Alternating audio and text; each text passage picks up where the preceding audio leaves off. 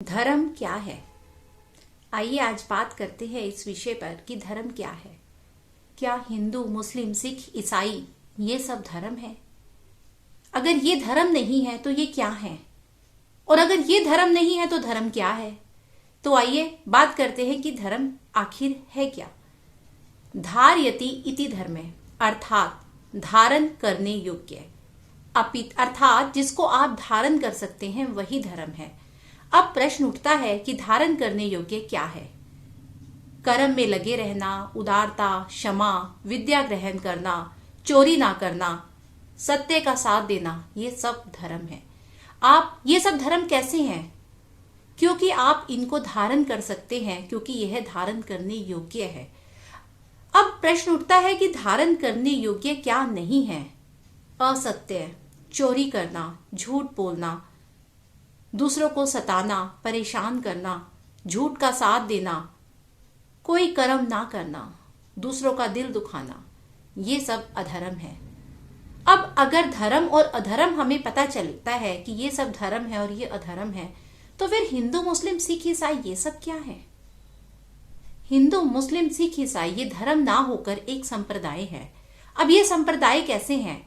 ये संप्रदाय इस प्रकार है क्योंकि जब एक जैसे विचारधारा के लोग, किसी एक चीज को मानने वाले लोग एक ग्रुप में आ जाते हैं तो वो एक समुदाय बन जाता है, एक संप्रदाय बन जाता है। तो हिंदू, मुस्लिम, सिख, ईसाई धर्म ना होकर संप्रदाय या समुदाय हैं।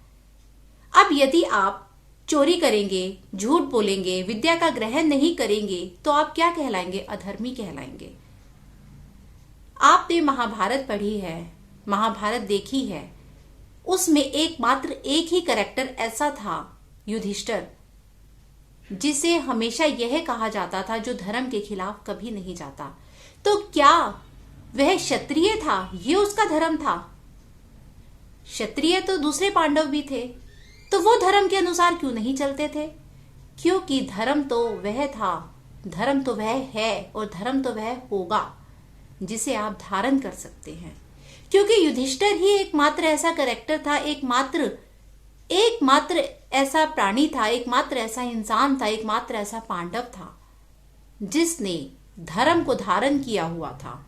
अर्थात वह कभी झूठ नहीं बोलता था, वह कभी किसी के खिलाफ नहीं जाता था, वह कभी किसी का दिल नहीं दुखाता था, चाहे उसे खुद को तकलीफ देनी पड़े, लेकिन वह हमेशा सच का साथ देता था।